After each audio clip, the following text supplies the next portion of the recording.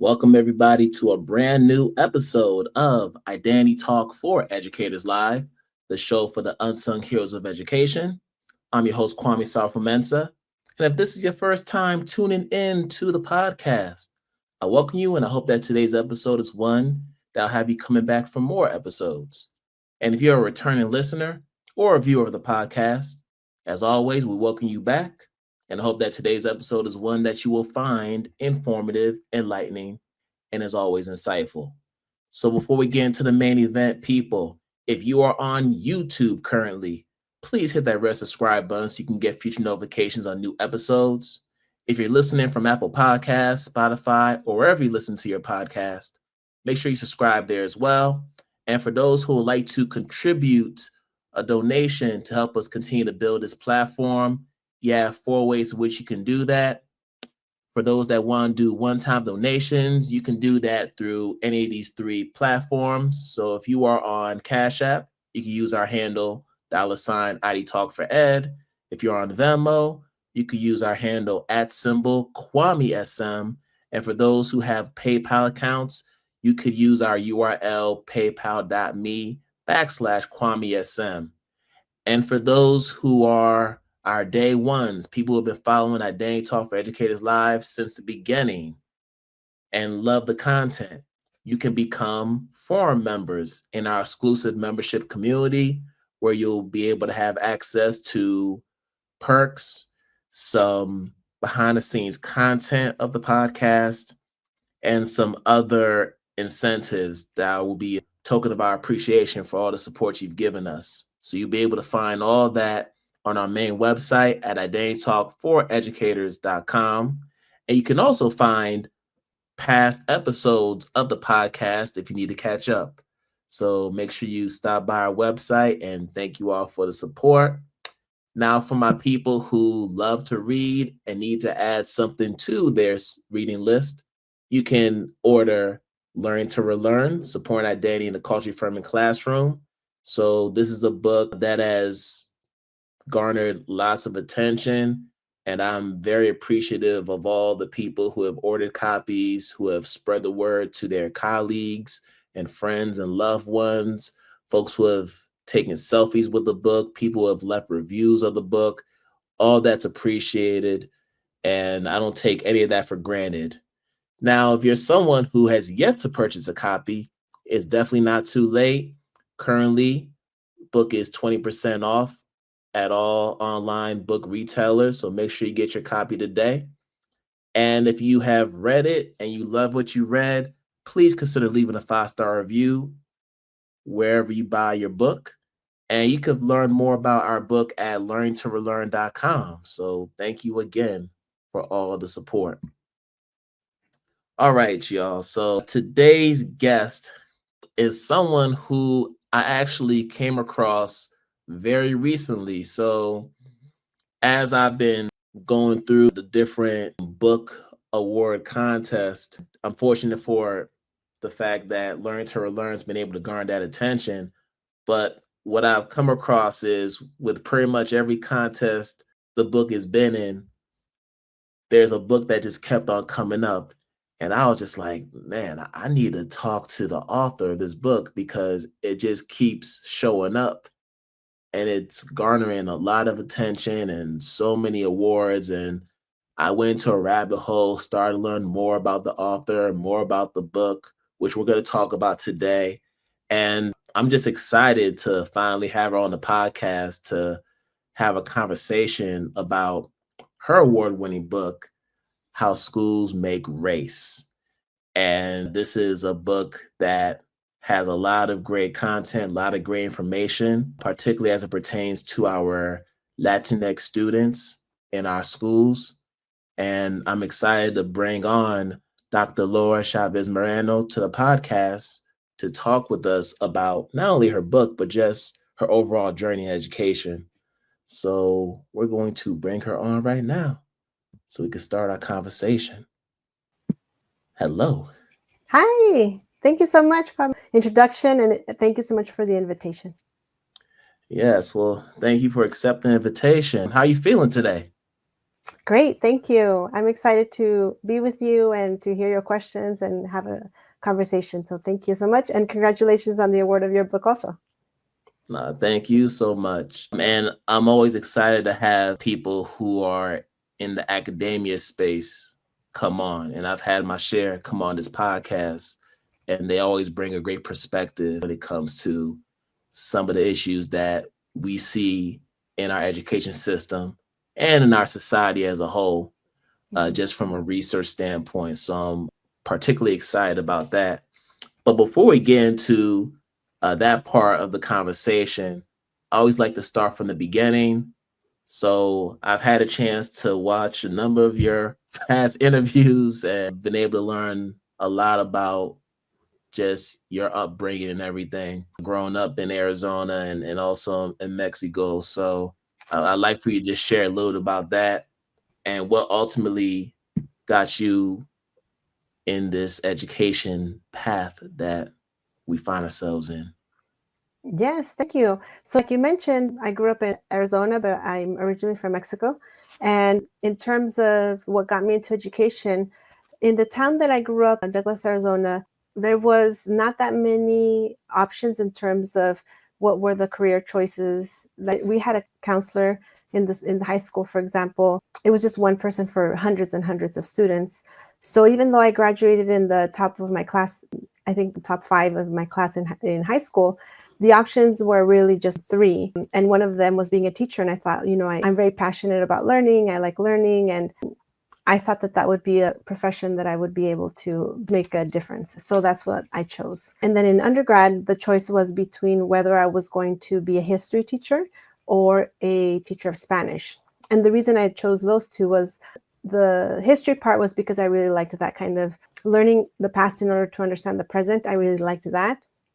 And then in terms of the language aspect, the reason that attracted me was because I remember how I was being an immigrant from Mexico coming here to the US and wanting to maintain my Spanish and grew up biliterate was very difficult because I came to the US when I was 8 years old. And by the time that I was in middle and high school, I could tell that my Spanish was not as good as, for example, when I went to go visit my cousins in Mexico. So I really wanted to keep the Spanish and to improve it, but it was very difficult because I didn't have access to bilingual education. So when I was in undergrad, I decided I was choosing between those two. But then Arizona banned bilingual education when I was studying to become a teacher. And when they banned bilingual education, I saw that as really an attack on the Latinx community. Yeah. And that's where I decided, okay, well, I'll minor in history, but I will focus on Spanish. And I graduated and started to teach Spanish, and I moved to actually Philadelphia. Awesome. Yeah. And I actually spent a lot of time in Philadelphia. So I'm a Temple University alum. Mm. So Philadelphia is like a second home for me. But as you were talking about your upbringing, you mentioned the fact that there was a censoring of bilingual education, which is interesting because I think about Arizona. I mean, you're talking about a state that has a very significant indigenous and even Latinx community. So for bilingual education to not even be something that's accessible for students, Mm-hmm. that's just kind of backwards thinking, right? Oh, yeah, totally backwards in terms of even how to progress in terms of the state, even just financially. There's so many reasons to promote bilingual education, especially when the people there who are already there are speaking different languages. So, yeah, definitely. Mhm. Now I know in a lot of past conversations you've had, you've mentioned the fact that you didn't really have a chance to access a lot of Mexican or Chicana history. Mhm. And I'm wondering if that played a role in you wanting to study history at the undergrad level. Yes. So one of the things that I mentioned, like you said, the town that I grew up in is Douglas, Arizona. And at the time that I was there, most of the population, maybe over 80%, maybe almost 90, we were Mexican/Mexican American. And I couldn't even really say Hispanic or Latinx because it really was Mexican American because we were right on the border of Arizona and Mexico. So that was most of the population. And when I was in school, I took all the honors classes that my high school provided in terms of history. And I remember learning about, for example, the civil rights movement. And I remember associating that with the African American population here in the US. And then we would also learn, for example, about the history of Native Americans and how they were treated here in the US and the broken treaties and, for example, the Trail of Tears. So I remember learning all about that. But I didn't learn anything about Chicana history. And when I was an undergrad, I decided to minor in Latin American studies. And there I started learning about the history of Latin America, but then also about the Chicanx history here in the US. So I really thought that that was really important for me to be able to keep learning about. And I thought that as a teacher that I would be able to also incorporate those lessons into my teaching of Spanish. And then, of course, before you became Dr. Chávez-Moreno, you were in the classroom teaching Yes. Spanish. Yes. And as I was doing my research for my own book, Learn to Relearn, and I was doing my chapter on the Latinx community and just the different issues that manifest itself in the K-12 system, I interviewed a lot of different educators from different parts of the Latinx diaspora. So I've had teachers from Nicaragua, teachers from Honduras, teachers from like Cuba, like different parts of the diaspora. And what was a common thread in my interviews with them was just the fact that they dealt with their share of linguistic discrimination within their K-12 schooling. And it just kind of goes back to the fact that if the Spanish you're speaking is not of the Castilian, is not of the Castilian dialect coming from Spain, then there's like this hierarchy where, okay, that's not considered like the proper Spanish that you're supposed to speak. And there are teachers that are perpetuating that by criticizing how they were pronouncing certain words and the accent and everything. So I'm just wondering, as you were teaching Spanish, and maybe you had some other folks who were in the world language department at the schools you taught in, was that something that you came across as far as students being discriminated in that manner in terms of just the dialects that they were speaking? Yes, and it is so common. And I mean, I wouldn't be able to give you an example when I was teaching, but I know that that was something that as a teacher I had to keep, I don't know if the word's fighting against. So when students would make jokes or demean something in terms of the different ways of speaking, definitely, I mean, sometimes teachers themselves perpetuate that, but hopefully teachers of a language are aware that it's not really, it's not that one thing is proper and the other one is not. It's really more about who's the speaker, whether we hear it as an okay variation to say.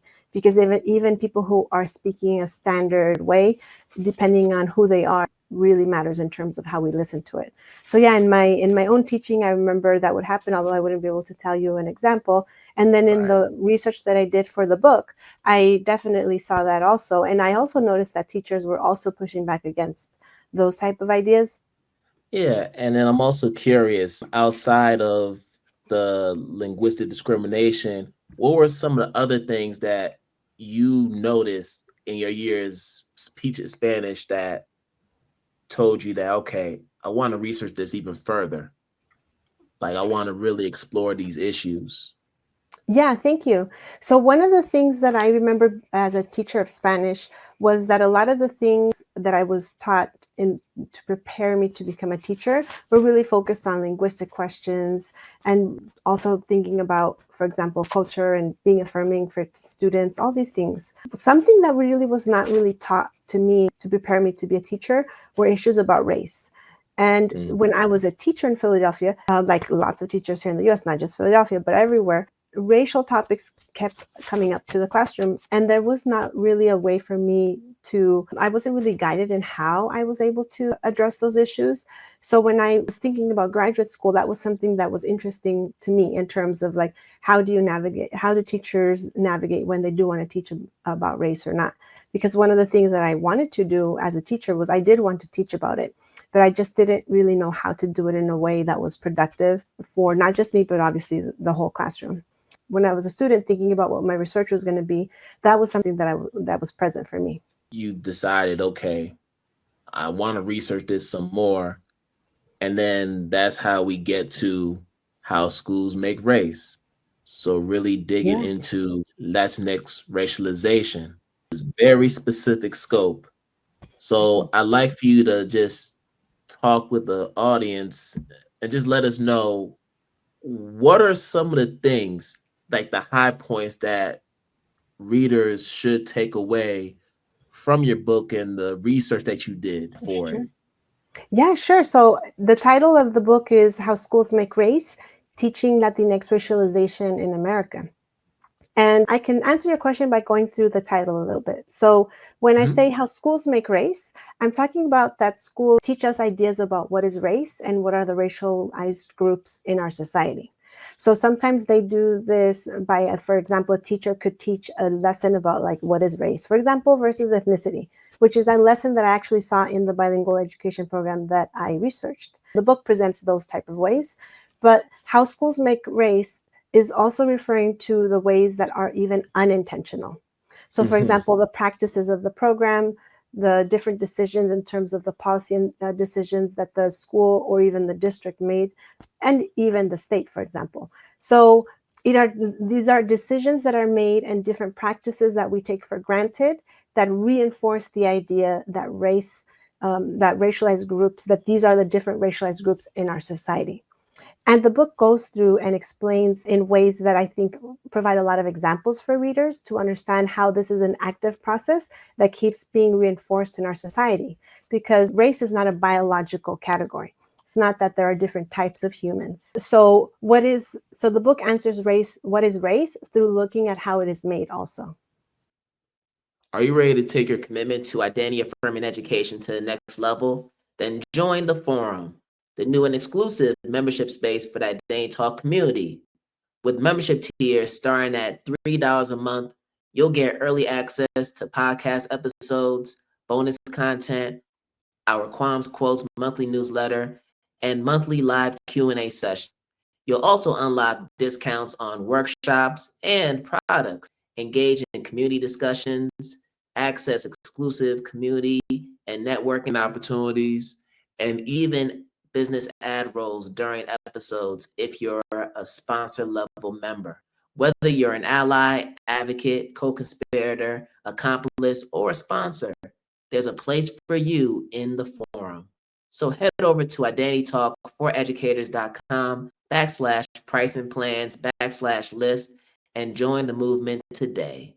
And for the book, I know that there was a case study that you had. So there was an elementary school that you were doing your research on. Middle and high school, actually. Middle and high school as well.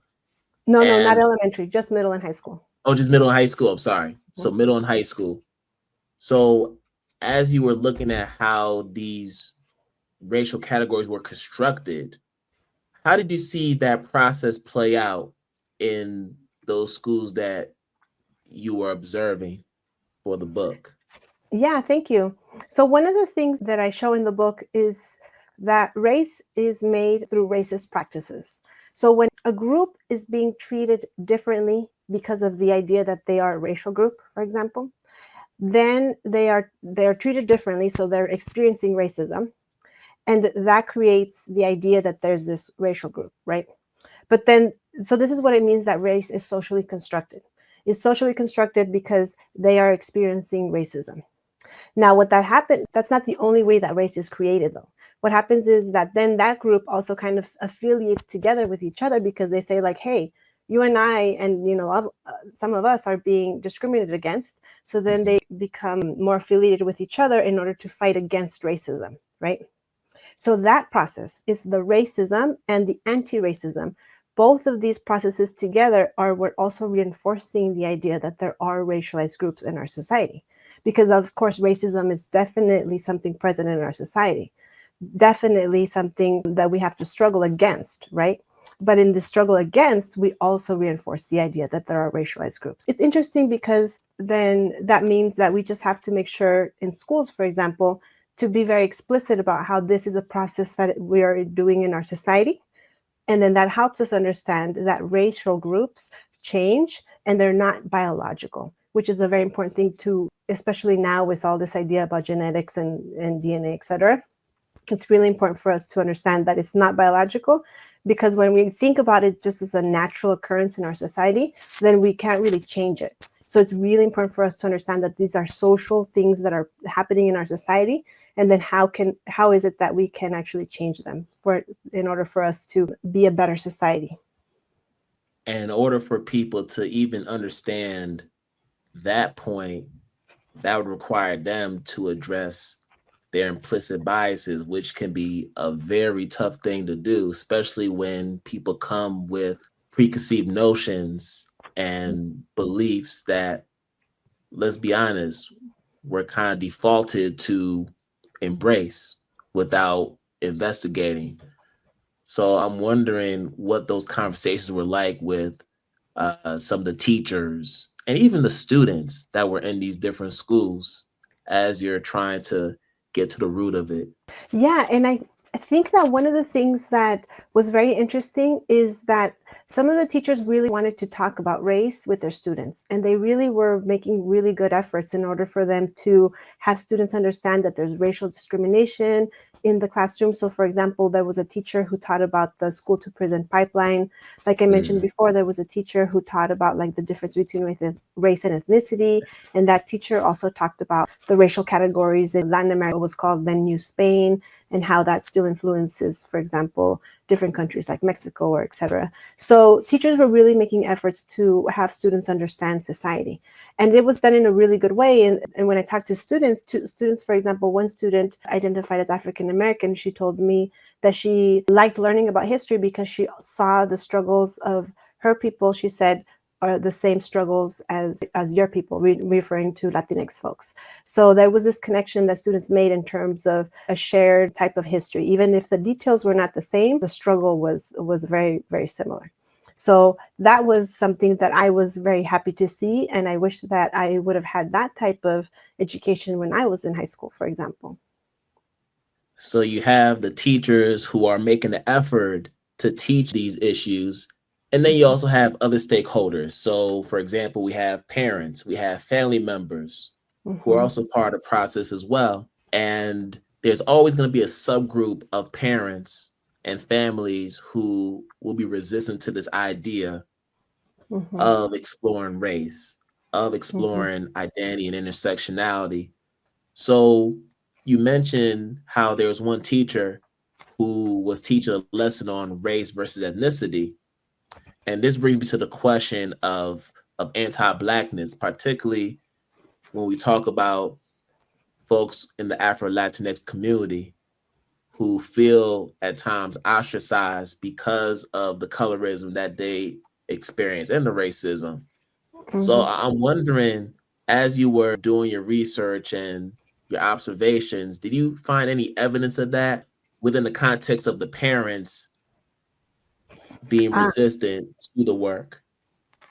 Okay, this is interesting. So I'd have to kind of separate a little bit because I feel that these are really good questions, and I think that we could kind of break them down. But in terms Sure. of like parents being resistant, there were some parents who I interviewed, for example, who were Latina immigrants, and they just felt like it was great for the students to be in bilingual education because they wanted them to be with other students and to learn how to get along in our world. So it was kind of like a multicultural idea of like what bilingual education should be, which is a fine idea to have. The thing that I'm proposing and that other scholars have also found in their work in terms of an education that raises critical consciousness, we can't just think about it in terms of getting along and like learning different languages and etc. We also have to think about it in terms of understanding the structures of society. Now, the Latina parents who I spoke with, I remember one very clearly when I asked her, like, oh, is this something necessary? She was like, no, I don't think so. I remember also a Latino boy who I was interviewing, he also said like, no, it's not necessary. I just want to learn the language. So there was some resistance, but those were one of, I think I interviewed almost 40 people. Almost everyone else said, like, no, we also have to teach that. So that I felt was very great in terms of people are really committed to, they understand that those type of lessons need to be taught. Like I said, not everyone, but it was the vast majority of people. Now, to address the question about anti-Blackness, that was definitely something that was present. And in fact, one of the scenes that I describe in the book is by students who themselves identified as Latinx, but there was also some students who identified as Afro-Latinx. And there were some comments made, and then the teacher had to address those comments. She felt that she just wanted to make very clear what was going to be acceptable in her class, and then also shared a little bit about the history of the descendants in Latin America. So that was something that I was also very happy to see in terms of the teacher seeing and listening to the students, and then making sure to address the comments that she thought verged on or were not very productive in her class. So yeah, definitely present. If you were to read the book, there's lots of examples of teachers trying to figure things out. Like I said before, sometimes teachers aren't really in terms of their training that they receive. They're not really know exactly, like, here's a formula for you to do. Teachers are learning sometimes on their feet, and sometimes, if they're lucky, with a community also who is struggling with these questions. If they have, for example, a teacher inquiry group, they could talk about that kind of stuff. But I was really happy with a lot of the lessons that I saw teachers when they were really listening to the students and really wanting to, like one of the teachers said, tell the students, like, I don't know this, but I'll learn it with you, something like that. And I think that's the best approach to have. Just that humility, letting the Yes. students know transparently, hey, I don't have the answers yet, but guess what? I'm going to go ahead and do my research and get back to you. And I think when you're able to do that as a teacher, you garner a lot of respect from students because they can see that you're real. They can see that you are humanly imperfect, which I think is important. And then I believe that there are a lot of teachers who end up having these epiphanies later on in their teaching career. Like, I didn't come into my teaching career knowing how to navigate these conversations. These happened over time. It was through trial and error. So then it brings me to this question about teacher preparation programs. And in thinking about what you write about in the book, your own findings and your own experience, it makes me wonder how teacher prep programs can do a better job of incorporating what you've been able to research so they can better equip pre-service teachers to do the work that you've been doing and others. Sure, yeah. The teacher preparation programs that I've been involved with, I've been very happy to see that they see teachers as professionals and are not training them to be just teachers who know certain, like A, B, C, D. They're really Right. preparing them in order for them to be able to think on their feet, because you never know what type of things are going to happen. Things change quickly also in terms of what technologies are available, etc. So I think that at least the teacher education programs that I've been privileged to be involved with, they really have seen them as professionals who really need to learn certain type of ways of thinking and the stance to take. So that's really important for teachers, I think. And then for teachers to understand that they have to make sure to keep learning and to connect with other folks and communities who are able to support that work that they're committed to in terms of taking an anti-racist stance, for example.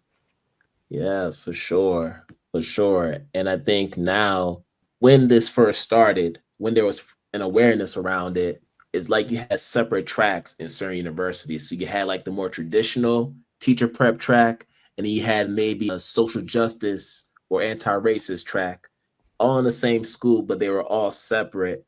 And I think now we're starting to see a little bit more blending between those two tracks, which is great because I think there's now a realization that we need to be incorporating this as a part of the quote unquote traditional teacher prep track as opposed to something that's like an elective or Mhm, optional.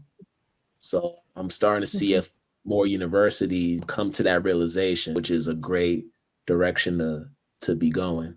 Yeah, definitely. I'm glad that you're noticing this direction. And like I said, in the programs that I've been involved with as a teacher educator, I've also noticed the commitment by teacher educators to make sure to integrate these type of questions in the classroom. And if it's okay, Kwame, would it be okay for me to mention something about going back in terms of this anti-Blackness that we had mentioned earlier? Yes, Some, please. something that I would want listeners to know that is in the book, in case they're interested in checking this part out, is the book is saying that talking about how schools make race with the case study of the Latinx group. And what I am doing in the book is I'm showing how this Latinx group is being positioned in relation to other groups. So, for example, Latinidad being put in relation to Blackness, being put in relation to Asianness, whiteness, indigeneity. And that is how we create racial groups also, is by putting them, because you can't have one thing without having the other, like another category. You have to That's right. have them always put in relation. So what I show in the book is that the teachers and the students are learning about what is the Latinx group by putting it in relation to other groups. And sometimes that was made in a way that kind of blurred boundaries, but sometimes that made it in a way that it really fixed the boundaries of a group. So I show that in the book, how that was something that happened throughout. And I show how, for example, how does language affect this? What I show in the book is that the bilingual education program, through its teaching of Spanish, by reinforcing this idea that Spanish is what delineates the Latinx group, this kind of creates that as the boundary of the Latinx group. And I'm not saying that that's not problematic, but I'm saying that that's what bilingual education programs kind of reinforcing in people's minds. So, for example, you could look a certain way that we would think about, oh, this person looks white or this person looks African American. But then when you hear them speak Spanish, then they're like, oh, okay, that kind of troubles the mind. And you're like, okay, well, actually, they're probably maybe mixed, or maybe they are actually Latinx, etc.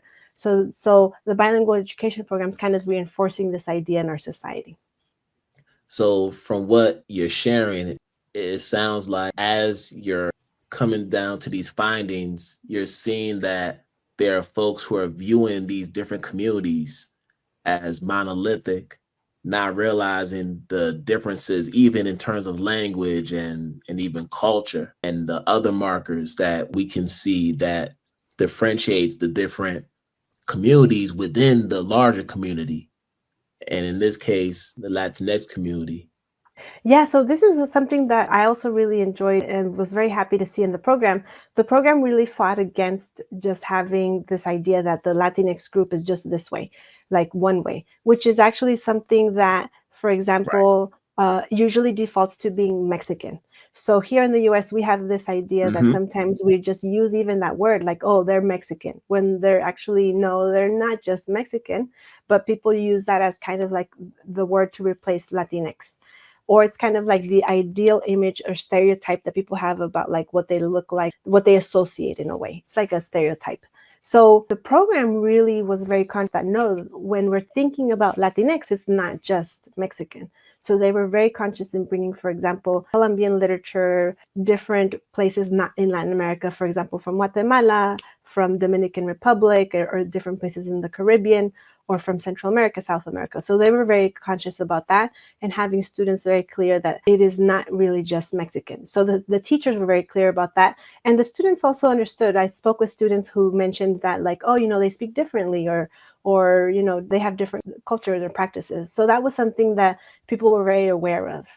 The Identity Talk for Educators Live podcast is just one piece of the work that we do under Identity Talk Consulting, which we've had since 2019. And since then, we've had the privilege of working with 40 different schools, districts, and organizations across the globe. And we want to continue to add to that number in this new year. So if you are a school, if you're an educator or an organization that's looking to receive professional development and consulting services within any of our pillars, whether it's anti-bias, anti-racist practices, culturally responsive teaching, or identity affirming education, we are the firm for you, and we love to learn more about your needs. When you have a chance, make sure you go to our website at identitytalk4educators.com to learn more about our services and to schedule a discovery call today. We love to hear from you. Now, I want to go ahead and take this conversation to a different direction. So, as you've been probably following, we've had a recent series of ICE raids. We've seen immigrant families and immigrant students being criminalized. We've even seen second, third, fourth generation immigrants being merged in, getting this treatment. And this is not, it didn't just start with ICE. I mean, we're talking about Dreamers as well. We're talking about other immigrant students, particularly from different Latinx communities who have had to deal with these issues. And I'm wondering, how are these instances amplifying the racialization processes that you describe within your schools? What Mm. role are they playing in the amplification, if any? Yeah, thank you. So it's interesting because, like I mentioned before, how is race being made? And our society makes race through its practices. So when Right. the government decides to target a specific group of people and practice racism, be discriminatory against them, that reinforces the idea that there is this group. And it Hmm. reinforces also the idea that this group is this one and that other group is that one, right? Because when you treat one this way, there's always going to be people like, oh, but those people are safe, or those people may be different for whatever reason, right? So it reinforces the idea. So it's definitely a part of racialization. So these ICE raids, the targeting of the Latinx community, for example, thinking about in the US that you think are very Latinx, one of them that comes to mind in a blue state is, for example, Los Angeles, here in California, where I am. That it was very conscious in terms of the targeting of the Latinx community here in Los Angeles, because it is seen as, in a blue state, is seen as the Latinx community. So I definitely see this as something that's contributing to racialization of that community. And if we go back and link it to schools, schools are a very important institution in our society. But so is, for example, the federal government, definitely, right? They have a big, powerful, they have a lot of resources. So both are institutions of the schools and the federal government are very important in maintaining ideas in our society about racialized groups and how they should be treated, for example. And even speaking about government, I mean, we focus so much on the federal level, we don't focus enough on the local level and the role that it plays in shaping legislation within our schools. Matter of fact, state level has more influence on legislation than the actual federal level. If we really look at just the basic foundation and the basic idea of civics and the way the government is structured. So, in thinking about what we've been talking about, we've talked about anti immigration rhetoric coming from our government and other sectors. We've talked about linguistic discrimination. We've talked about colorism, anti Blackness, a lot of these different things.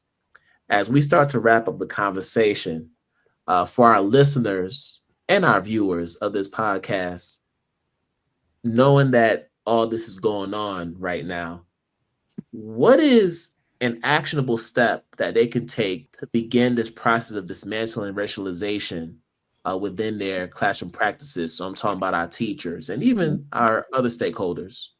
Yeah, I love that you mentioned this because this is something else that I talk about in the book. When we understand that race is something that we're practicing, right? And that we participate in making race and these racialized groups by, for example, practicing racism, but then also even practicing anti-racism, which is actually what I described the bilingual education doing. The bilingual education program is an anti-racist practice. So, but like I mentioned before, it's reinforcing the idea that there is a Latinx group in our society and that that group is bounded by the Spanish language, which is the argument I make in the book. So what does that mean? Then that leaves us with the idea that what we have to do, in my opinion, is we have to make sure to teach students about the racialization process. That is essential in order for them to understand that this is a process in our society. So when we're talking about teaching anti-racism, that doesn't just mean teaching them to be nice to each other, to be inclusive, to not judge others based on their skin color, to not just teach about the structural racism that is happening, for example, the school to prison pipeline, etc., which is all those things are components that need to be in the education, But when we get to high school, for example, students should also start learning about racialization, the process that creates the racialized groups in our society, in order for them to also understand that racial groups are not biological, that they are societally made, and that they are not just natural. So this is a really important thing to combat racist ideas in our society, because when we don't teach about the racialization process, which is what I found in the book, then we can start falling back on some different logics about why there is different outcomes for racial groups, why students were getting the honors classes or getting the awards, for example.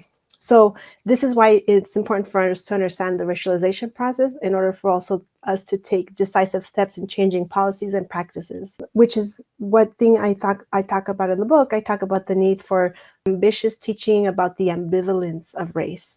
So ambivalence of race is something that I learned from Zeus Leonardo, which is about understanding that has these contradictions, right? Created by racism, but also by anti-racist practices, for example. So that's something that I mentioned that we do have to start thinking about as educators. And I'm not saying that we need to teach that in elementary school, but remember I mentioned that my study was done in the middle and the high school. And by the time the students were in high school, when I was interviewing them, they were really bored about the lessons about race, because they said that they had been hearing them since elementary school. The lessons were like, oh, be nice to others, et cetera, et cetera.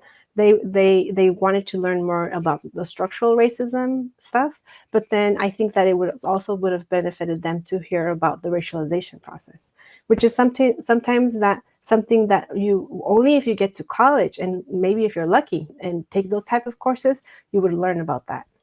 Yes, very much so. So if you don't mind me asking, so are you a parent yourself, Dr. No, Chávez-Moreno? no, I'm No? not, but I'm happy to have lots of children in my life. But I'm not. Well, well, you have nieces, nephews? Yes, I do. Hmm. All right. So so I have a question just regarding even the young people in your family, Hmm. knowing what is going on in our schools. I'm Yeah. wondering, how does that inform the way that you guide your nieces and nephews as they navigate this education system, knowing what you know? Well, the interesting thing is I let my sisters decide, because I feel that Mm, the parents have to decide. When my sisters ask me questions, I'm happy to answer them. there you go. Yeah, It's yeah, like, nope, let yeah. me get out the way. They have the agency to Yeah, ask yeah, me whatever questions. yeah. I Is it like all that right for me answer. to mention about why I use the term Latinx with an X? We have time for that? Yes, I mean, I Real know quick. why, but for those who Oh, do yeah. not know, Yes, yes. yeah. So I actually have 4 reasons to use it. The Latinx I use because it challenges patriarchy. In Patriarchy, terms yep. of the Latino with an O is in Spanish the masculine form. And usually the masculine form is used for all folks, regardless of whether they are female or male. It challenges patriarchy. It also challenges this gender binary that there's just female, male, for example. The X was a gift from the queer and trans community online. So I really like using the X because of that also. And I use the X as a reminder that 2 things. The group Latinx is different from Latin American, because society's ideas about what is race and what are the racialized groups really differs. So the racialized group here in the US is not the same as in, for example, in Guatemala, is not the same as, for example, Brazil. So what are the racialized groups are different, and Latinx does not exist as a racialized group, for example, in Brazil. It is a US I'm talking about, at least. So that's a reminder. And then another reminder that I would like to use the X for.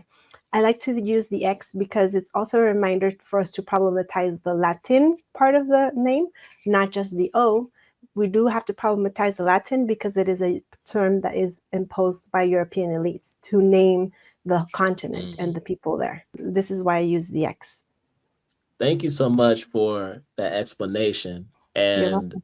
I think the Latine term, I didn't realize that was tied back to Europeans. So I appreciate you for even pointing that out. Yeah, and like I tell my students, I'm fine with people using Latinx, etc. I choose to not use Latine. I use Latinx because the first time that I heard Latine, and the reason given to me for using that is because it didn't follow the Spanish grammar rules.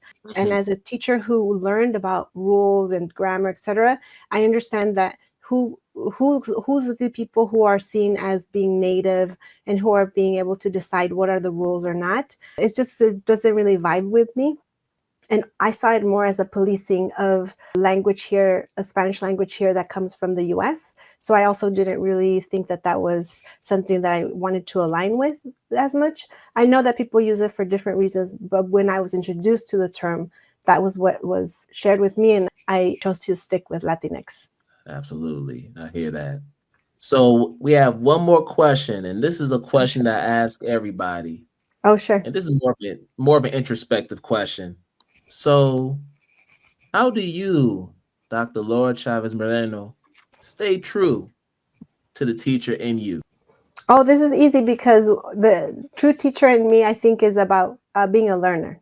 So I'm Mm, learning. I love teaching because I'm learning along with the students. So, for example, when I teach courses, I ask students, like, if you see an article, share it with me. I'd love to incorporate it or read it, and we can talk about it later outside of class if you'd like. So, being a true teacher to me is continuing to be a learner. And I love reading, I love learning, I love listening to other people's ideas. I love asking them questions about their ideas to stay true to that. all right. And we appreciate you for coming on. I've personally learned a lot, and I'm sure our viewers and listeners have learned a lot from you as well. And to ensure that they continue to learn from you, I'd love for you to just share how they can connect with you on social media. And also feel free to share how they can get a copy of How Schools Make Race and any other services you do provide. Oh, thank you for the invitation to share that. So, How Schools Make Race is available in all major booksellers, for example, Barnes and Noble, Bookshop, and the Harvard Education Press website. And I'm hoping for viewers to also ask their public library or their local bookstore to carry the book. So that would be wonderful. They can get the book there. And I do have a website, laurachavesmoreno.com, where they can find information about my other research. And I also have a LinkedIn profile, which is just my name, Laura Chavez Moreno. So that's another way to also connect. But my website has all the information too, laurachavesmoreno.com. All right. So make sure you get connected. And once again, thank you all so much for coming on and listening or viewing another episode of my Day Talk Educators Live. And on behalf of Dr. Laura Chavez Moreno, I want to wish you all good morning, good afternoon, good night, wherever you are in the world. And we are going to do this again another time. Peace out, everybody. Thank you.